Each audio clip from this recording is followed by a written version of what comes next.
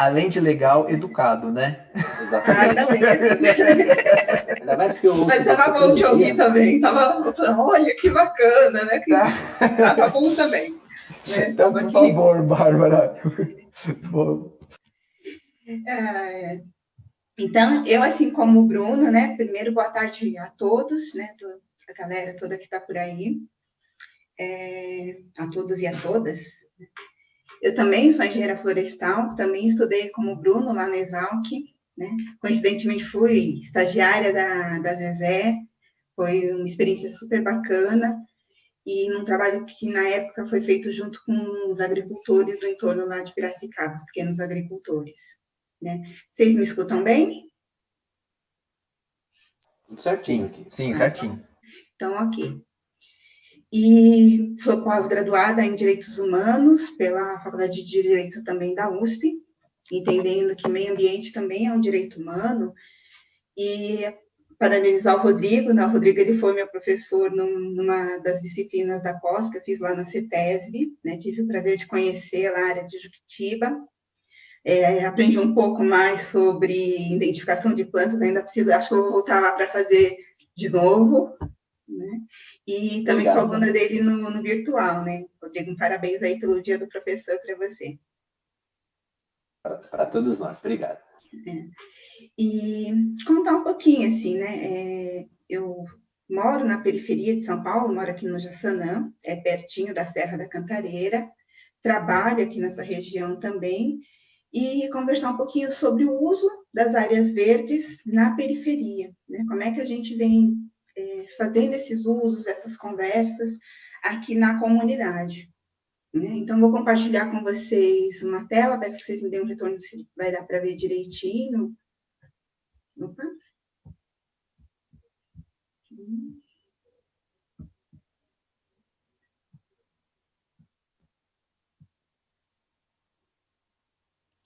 Tem algumas coisas que eu acho que a imagem diz bastante. Vocês conseguem ver a tela? Aqui para mim está perfeito. Para mim também. Então, ok. Então, essa é uma vista dos núcleos aqui da Serra da Cantareira. É o núcleo da Pedra Grande. Então, a gente tem a vista da floresta e a cidade que se aproxima, a cidade que está na cidade de São Paulo, que a gente observa aí. E eu estou olhando do lado de cá, né? Mais para o lado mais precarizado, vulnerável. E eu acredito que assim, o espaço urbano ele é um espaço que produz muitas diferenças. Né? E como diferença que ele produz, eu acho que a diferença é super positiva. Né? Eu acho que ser diferente é muito positiva. Acho que tem muito a ver com o que o Rodrigo trouxe de uma floresta exuberante, a floresta de Mata Atlântica. Ela só é exuberante porque ela é diversa. Porque você consegue, numa área como o Pico do Jaraguá, encontrar 270 espécies. Né? E só fica bom porque é diverso. O que é ruim da diversidade é quando a gente usa isso para segregar.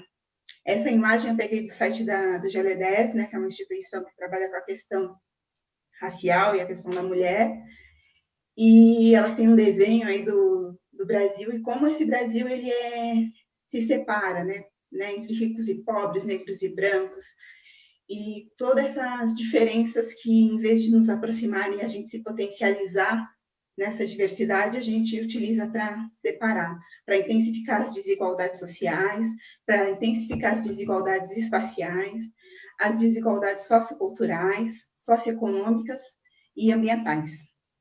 Né? E aí, o que é esse racismo ambiental que a gente fala nessa área, né?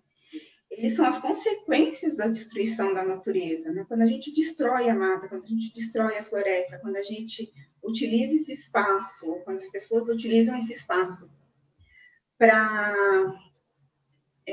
outros usos, né? Isso recai sempre para os mais vulneráveis. Os mais vulneráveis estão nas franjas das nossas cidades, né? Na área urbana.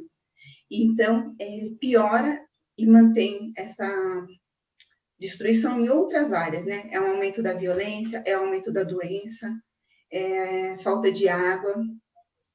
Então, são processos que fragilizam ainda mais quem já é fragilizado, né?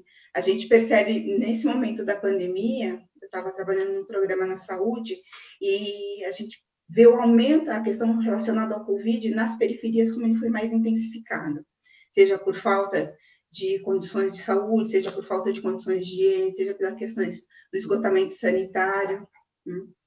Então, todas essas questões, elas vão tornando quem é frágil mais frágil ainda. E aí a função social, a função ecológica e a função estética, que tem as áreas verdes, elas vão caindo por terra. A gente vê aqui a ocupação, a forma como se dá essa ocupação nas áreas da periferia, fica tão fechadinho, é tão adensado, que a gente não consegue nem pensar numa questão da arborização. Então, quando os meninos falam aí da questão da reserva legal, de pensar uma produção florestal, a gente pode pensar também numa nova legislação para arborização urbana, né? Como é que a gente pode pensar uma arborização urbana em espaços altamente adensados? Como que a gente pode trazer um pouco mais de espaço, né? Espaços verdes já tem alguns estudos que indicam quanto que o espaço, as áreas verdes, melhoram a qualidade de vida e a saúde mental da população. Então, a gente tem aqui uma imagem da ocupação avançando para dentro da mata, e a gente tem aqui o espaço de lazer das crianças no nosso território, né? Elas competem com todas as zoonoses que ficam aqui, os ratos, o esgoto sanitário que escorre por aqui, mas também com o lixo que fica no nosso território. O lixo que fica nos terrenos baldios. Olá, Elaine. Participei de um estudo, né, um estudo que a gente fez aqui no trabalho, na região aqui do Jaçanã Tremembé. Essa área verde, ela é a Serra da Cantareira, e aqui a gente tem um corredor de Mata Atlântica aqui, que é o corredor de Mata Atlântica Norte. Esse é um dado que está no GeoSampa, que é um programa super importante da cidade de São Paulo, né, que traz um pouco da condição da cidade, do desenvolvimento da cidade. Então, nessa área, nós levantamos 9 pontos. Desses 9 pontos, nós fizemos uma pesquisa. E muitos desses pontos, né, a gente percebe, assim, certas pessoas, como é que as pessoas enxergam as áreas verdes? E aí, era um questionário intenso, assim, eram 35 perguntas, sobre questões ambientais diversas. Eu fiz aqui um recorte para a nossa conversa sobre as áreas verdes e as árvores, né, na cidade. Então, a gente percebe o quanto que cada cantinho, né, aqui você tem alguém gosta do verde, né, alguém gosta de ter uma área verde, de ter uma área para respirar, de ter algo bonito, tem essa relação estética, né, a comunidade aqui. Tanto que plantou aqui uma espada de São Jorge, fez um cercadinho bonitinho e protegeu do lugar do lixo, porque compete com o lugar do lixo, que são os espaços que tem. Compete com o estacionamento, né, para onde eu deixo o carro. Compete para onde eu jogo meu entulho, onde eu coloco aquilo que não me serve mais. E aí eu não utilizo os serviços públicos disponíveis. Então, a função social, a função ecológica, a função estética, elas ficam bastante comprometidas. E aí a visão que a comunidade tem com relação à importância das áreas verdes também fica comprometida. Nesse projeto, a gente propõe mudar e empoderar para mudar. Primeiro, na ideia de fazer uma mudança nesse espaço, nessa visão, né, no visual, e depois continuar esse processo de mudança junto com as pessoas, porque as pessoas também precisam mudar seus olhares. Então, nós trabalhamos com 2 públicos em especial, um público de jovens e um público de criança. Óbvio que nesse grupo ele não é estanque, né? Tem alguns idosos, tem algumas pessoas na faixa etária que eu me encontro, né? Faixa etária da maturidade. E também tem educadores nesse espaço todo. Então, com a pegada com o público jovem, trabalhar muito a questão da arte. Né? Seja arte pelo grafite, seja arte pelo uso de um celular para fazer a filmagem. Então, foi feito todo esse processo e com as crianças também o empoderamento e o entendimento da importância da biodiversidade. Isso que o Rodrigo falou, da importância de discutir isso em sala de aula, de ter livros mais adequados, faz com que a gente consiga fazer um trabalho melhor no campo quem é educador ambiental. Porque as crianças, normalmente, elas sempre que vão desenhar uma árvore que é quase uma maçã, é uma macieira, porque é aquela árvorezinha, coisinha com uma copinha, umas frutinhas ali, ou então é um pinheirinho de Natal. Então, as nossas árvores, as crianças conhecem pouco. E pensar esse trabalho ajudou bastante a gente começar a desenvolver outras ideias sobre a importância da arborização, sobre a importância das áreas verdes também na periferia. Nós fizemos, então, essa pesquisa de percepção ambiental, esse mapeamento das áreas verdes ou permeáveis, porque nem sempre são áreas verdes, às vezes são terrenos que não são permeabilizados, e aí são terrenos que têm potencialidade para trazer essa coisa da estética e da função social e ambiental. Fizemos o cruzamento com os dados do GeoSampa, levantamos onde estão os pontos de descarte regular de resíduo, porque normalmente estão nessas áreas, e conhecer nossas árvores, que é o que tem no nosso quintal. Então, de sair para essa comunidade, para conhecer quais são as árvores que a gente tem no nosso território. E a maior parte dessas árvores, elas não são nativas, a maior parte dessas árvores também na nossa arborização são árvores exóticas. E aí, aqui eu usei muito do trabalho que eu conheci com o Rodrigo, né? Que é um pouco da parte da identificação. Então, esse aqui é um mapa onde a gente consegue visualizar no azul, acho que vocês estão vendo os azuis, foram levantados 171 pontos de descarte regular de lixo. Desses 171 pontos, esses que estão em amarelo, não sei se para vocês está em amarelo também, é um T invertido, eles são as áreas de terreno baldio. Então, onde eu tenho terreno baldio, eu tenho muitos pontos de descarte regular. Nessa área aqui, eu tenho também que as praças são pontos de descarte.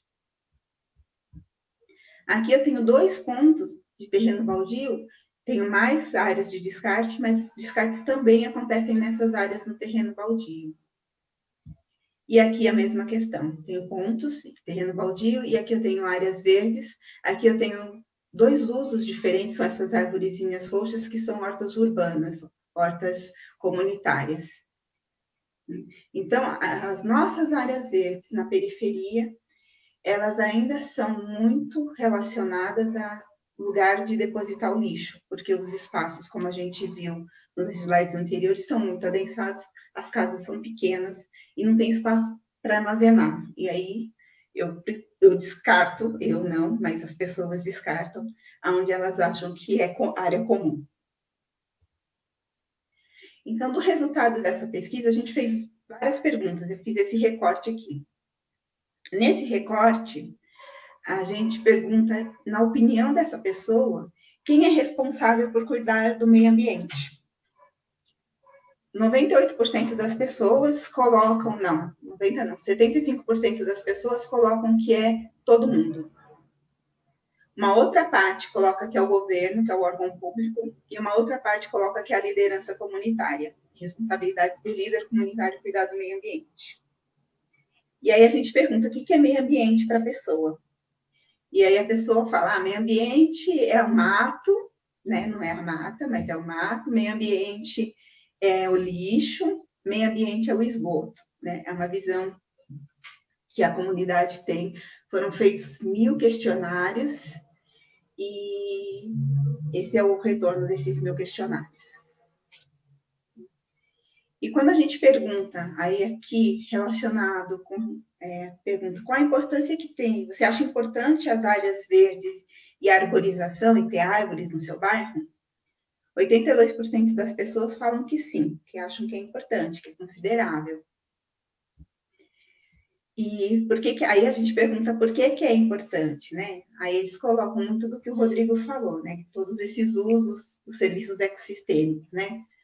Que evita o deslizamento, evita a enchente, a arborização deixa o lugar mais bonito, ter árvores deixa o lugar mais bonito.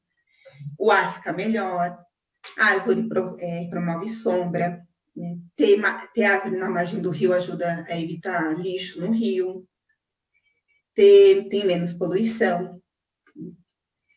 E esses 20% que falam que não é importante ter a árvore ou as áreas verdes no território, eles associam diretamente com a questão da poluição. Eles acham que sujam. É um espaço onde as pessoas sujam, onde colocam o lixo. É o espaço onde a folha da árvore polui, porque ela deixa cair a folha no rio e o rio fica todo coberto de folha. Então, a folha da árvore entope a calha da minha casa. É ruim ter árvore porque eu não posso cortar quando eu enjoar dela. Então, essa é a fala, né, das pessoas durante esse processo de entrevista, relacionando a questão da arborização e das áreas verdes. E uma outra pergunta que a gente faz para as pessoas no comecinho do questionário é se ela causa algum dano ao meio ambiente. 98%, e aí sim, 98% da população fala, não, eu não causo nenhum dano. Conforme vai o diagnóstico avançando, a gente vai conversando com as pessoas, elas, nossa, eu faço dano, eu causo dano ao meio ambiente.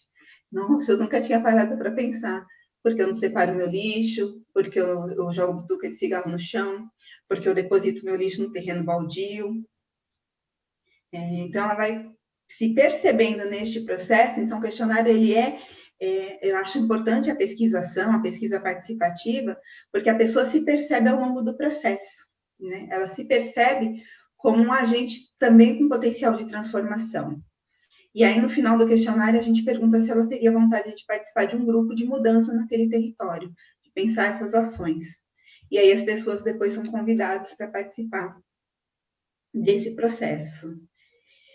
E nesse convite, a gente senta, normalmente com um mapa da área, e aí, com o mapa da área, a gente vai levantando os pontos principais, né? Em vermelho, as bolinhas em vermelho são os problemas que ela enxerga no território, e em verde os benefícios, as coisas boas que tem no território, aquilo que ela acha que é bacana, que é um ponto positivo da área dela.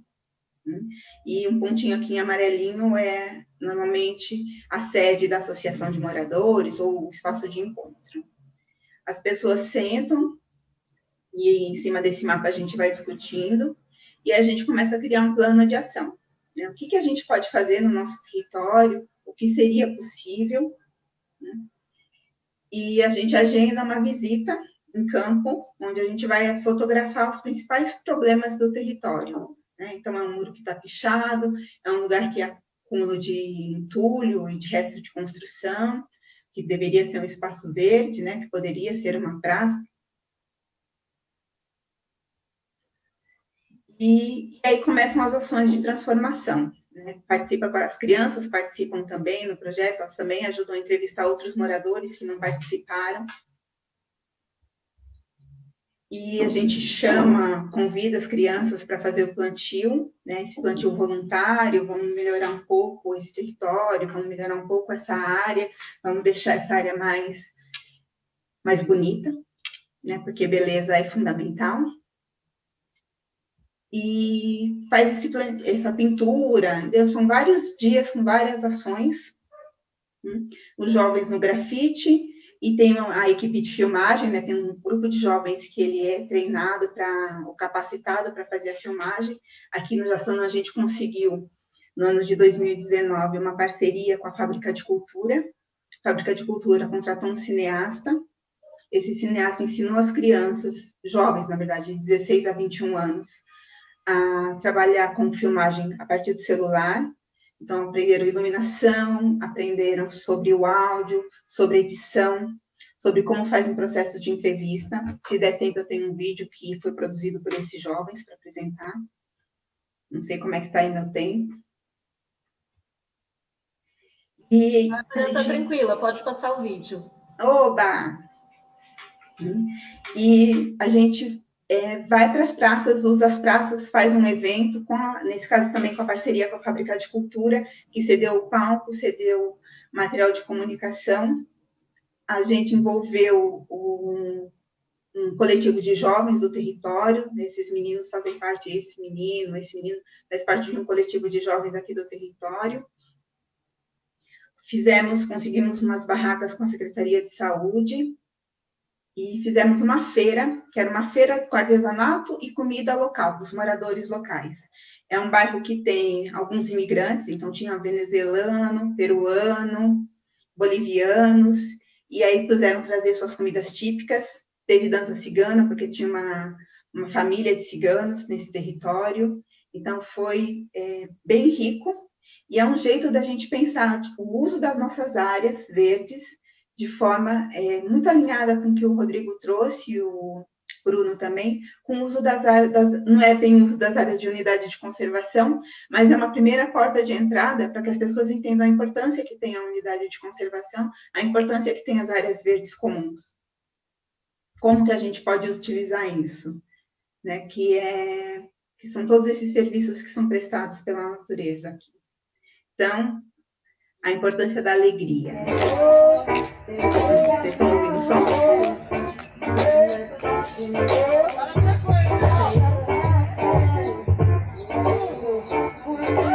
Vai dançando na praça. Tem o pessoal fazendo cinema na praça à noite, então acho que são outros usos que favorecem a gente repensar essas questões do racismo ambiental no nosso território.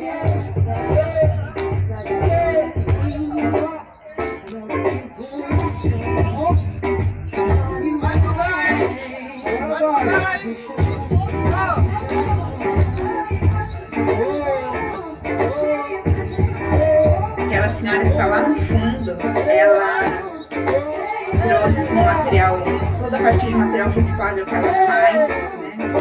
Que ela usa e que utiliza para artesanato. Ela ficou muito feliz com o resultado. E nem vendeu também, mas ficou feliz porque ela falou que ela dançou, ela se divertiu, ela se distraiu. Coisa que fazia tempo que ela não saía nem de casa. O segredo, ele tava treinando na semana no bambolê. Ele é uma menina que fala. São os próprios jovens que estão filmando essa atividade também, para compor o projeto.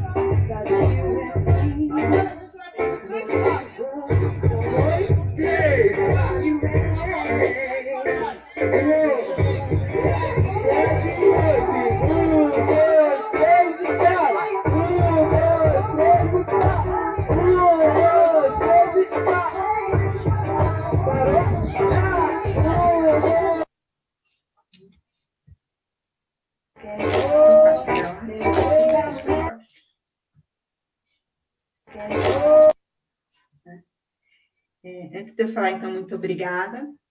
Eu vou compartilhar com vocês o resultado de ao longo desse processo de formação com os jovens, a gente conseguiu filmar 3 mini documentários. Eu vou apresentar um deles, que eu acho que é bem impactante no que diz respeito ao olhar do professor, a importância que teve um professor nesse espaço, em ter sensibilidade para olhar para uma catadora, que era Sorriso, e trazer ela para dentro da escola para que ela fosse acolhida e para fazer um trabalho, então, de educação ambiental junto com essas crianças, e identificar onde estavam os pontos de descarte de resíduo.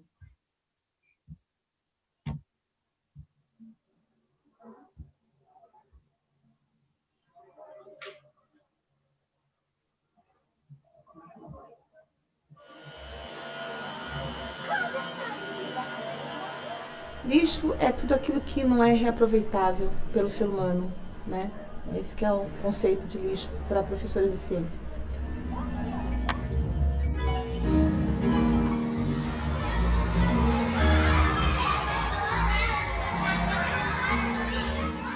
É um problema que a gente tem no mundo moderno, desde que começou a industrialização, né? Há muito tempo. A gente consome em grande escala, consome maciçamente, e depois a gente não sabe o que fazer com o que sobra daquilo que a gente consome, né? E por conta disso, o mundo todo está enfrentando esse problema de poluição poluição que aparece no mar, poluição que aparece no ar, poluição das grandes cidades, a gente não sabe o que fazer com o lixo que a gente produz, né? Existe aí umas campanhas mundiais para que a gente reaproveite, né? Que a gente recicle, mas a gente percebe que ainda não é muito bem assimilado, né, pela população do mundo. A gente tem grandes problemas ainda, continua com os mesmos problemas, e cada vez mais, porque cada vez mais o mundo continua consumindo. Quando eu mudei para esse bairro, não tinha iluminação pública na rua, não tinha pavimentação, não tinha ônibus, né? Linha de ônibus não chegava até aqui.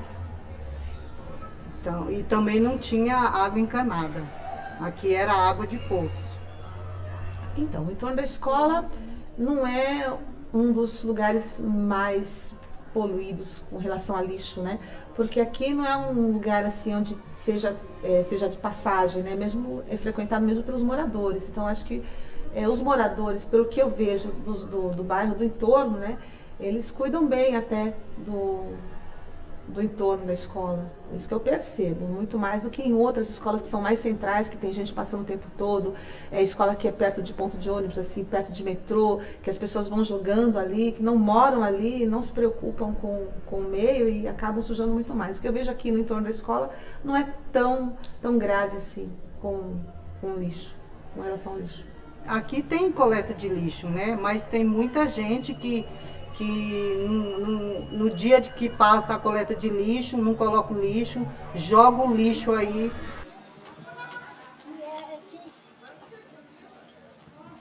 O Fredo, ele pode falar de mim também. Fredo, fala um pouquinho de mim pra ele. Esse eu não filmo, fala um pouquinho de mim pra ele. Quem sou eu? Assim só para filmar. Ela é uma batalhadora, né? Lava de 5 horas da manhã para catar as coisinhas dela. É muito batalhadora ela, tá?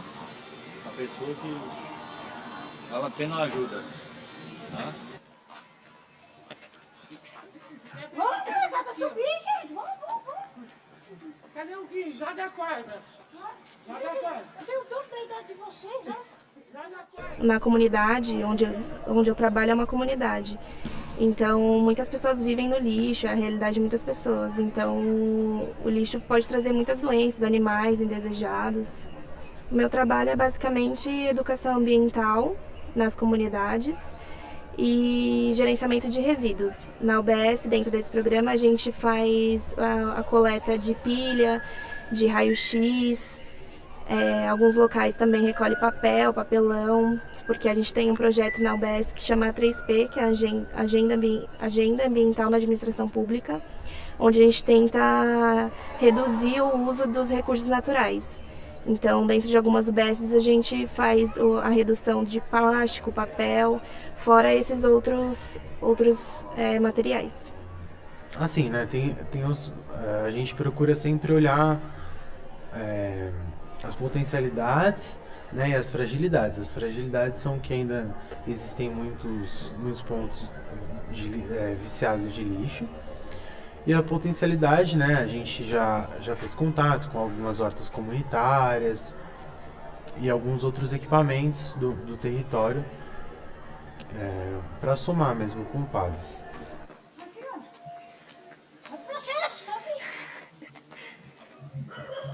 O lixo tem o lixo urbano, que é o lixo de banheiro, lixo de cozinha.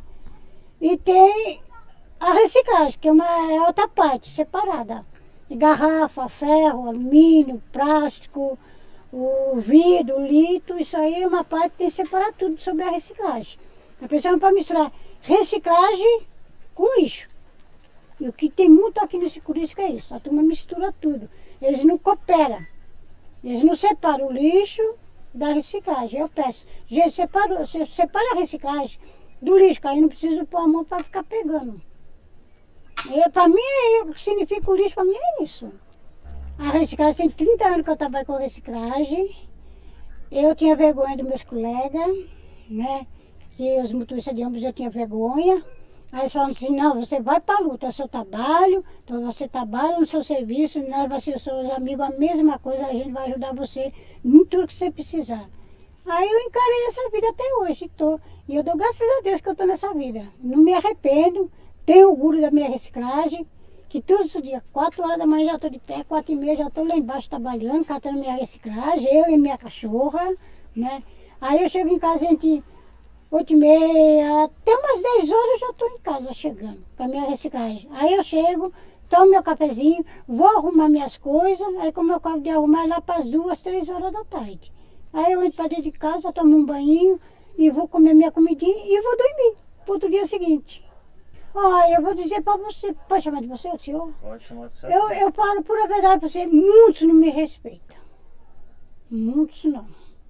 Tem muitos que põem eu lá na altura, me elogia sobre a reciclagem, mas tem muitos que põem eu lá embaixo. Você viu a minha casa? Ela é simples, mas tá tudo limpinho, não tá? Tá tudo arrumadinho, não tá? Eles falam que eu sou uma porca, que eu sou uma lixeira, que não sabem quando as pessoas têm coragem de conversar comigo, eles não sabem quando as pessoas têm coragem de deixar eu entrar dentro da casa. Eles me discriminam sobre o lixo. Até minha roupa, essa roupa minha aqui, eles reparam, eles discriminam a minha roupa. Ai, parece uma sapatona, usa roupa de homem. Eu falo, não é que eu sou sapatona, é o meu jeito, eu fui criada na rua. Minha mãe me jogou na rua com 6 anos. Eu não sei nem ler nem escrever. Mas assim, se você mandar em qualquer lugar aqui dentro de São Paulo, eu ando em qualquer lugar dentro de São Paulo. Por isso que o povo discrimina eu. Os povos falam assim, você não vai arrumar um emprego, vai trabalhar. Eu falo, já estou trabalhando. Aqui é onde eu guardo meus papelão, né? Arrumo tudo direitinho, que eu não gosto da bagunça. Ali também, ó, eu fiz aquele esteleiro, né? Para me pôr os bags lá para trás, né? Tudo direitinho. E vou levando minha vidinha como Deus permite, todos os dias. Né? E estou feliz por isso, não falo por orgulho, mesmo orgulho. Eu amo o meu serviço. Eu acho que o projeto de vocês já é um grande passo para conscientizar a população. A conscientização, primeiramente, ela vem de casa, né? Vocês têm que ser o exemplo na casa de vocês. E a escola é uma porta aberta para a população. Esse projeto, eu vi que vocês têm a composteira, vários projetos ambientais, tudo isso serve como exemplo para a população. Mas ainda assim eu acho que é muito pouco, né? Tudo que a gente faz, tudo que a gente tenta conscientizar, acho que é bem pouco. Isso para mim é um grande problema que a curto prazo eu acho complicado de ter uma solução. Muito mais a longo prazo, com conscientização mesmo de cada um.